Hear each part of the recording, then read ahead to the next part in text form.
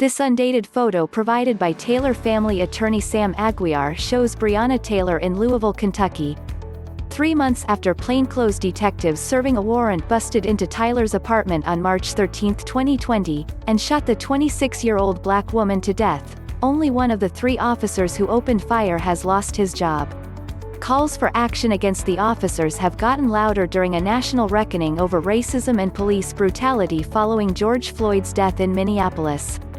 Photo provided by Taylor family attorney Sam Aguiar via AP. On Tuesday, the City of Louisville, Kentucky, finally settled a wrongful death lawsuit in the killing of Breonna Taylor, a 26-year-old EMT shot dead in her own house by police officers who entered on a no-knock warrant.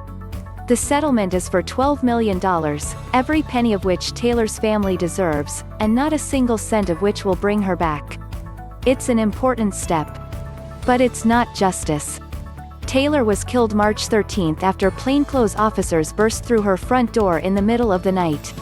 Her boyfriend, reasonably believing they were under attack from armed intruders, he said, grabbed his legally owned gun and fired. He hit a police officer in the thigh.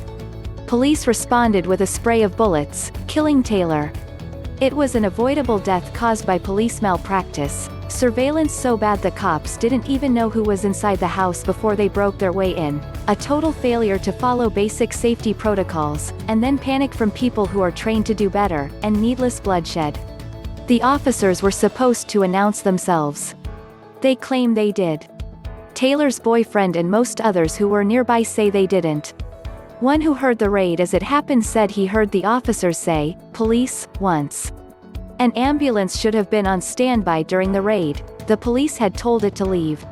As the raid descended into madness and bullets were flying, one detective, Brett Hankison, inexplicably ran into the parking lot and shot wildly through the patio door and window. He did not follow standard procedures, and has rightly been fired. But the other officers in the raid still have their jobs. And no criminal charges have been filed. As part of the settlement, the City of Louisville has pledged to exercise greater oversight on officers carrying out search warrants. This is important and necessary. And separately, the state attorney general is investigating, and a grand jury has reportedly been empaneled. The settlement is much larger than what is usually paid out to victims of police violence. But it's the city that's paying, not the police officers who shot Taylor or their supervisors, and that usually means the taxpayers and other citizens. And even with the wrongful death settlement, the police and the city admit no wrongdoing in Taylor's death. Taylor's family deserves that money.